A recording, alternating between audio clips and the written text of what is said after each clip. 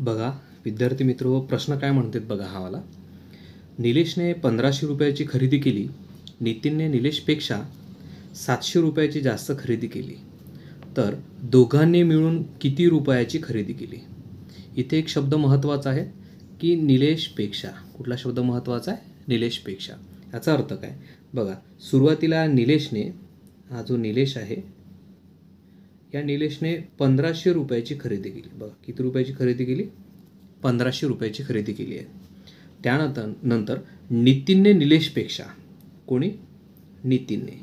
या नितीनने जे आहे, निलेशने जेवढे केले तेवढे तर केलेच, याच्या व्यतिरिक्त निलेशपेक्षा म्हटलं आहे, निलेशपेक्षा 700 रुपयाची जास्त खरेदी केली. याचा अर्थ या नितीनने एकूण किती रुपयाची खरेदी केली असावी? 1500 आणि 700 एकूण 2200 रुपयाची खरेदी केली असावी. याचा अर्थ काय म्हटलं आहे पहा, तर दोघांनी मिळून किती रुपयाची खरेदी केली? म्हणून आपण असं म्हणू शकतो की निलेशने 1500 रुपयाची खरेदी केली, त्यानंतर नितीनने एकूण 2200 रुपयाची खरेदी केली. म्हणून एकत्र जर उत्तर काढतो म्हटलं आपण, तर हे पूर्ण किती रुपये होतात? तर बघा 00 00 हे 2 शून्य मी दिले आहेत.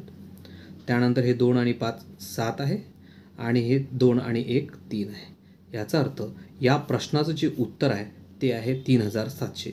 या ठिकाणी पर्याय क्रमांक 4 असं हे उत्तर आपल्याला दिसत आहे. तर विद्यार्थी मित्र हो, आपल्याला पुढला प्रश्न, या प्रश्नाचं उत्तर काय येईल हे तुम्हाला कमेंट्स बॉक्समध्ये सांगायचं आहे.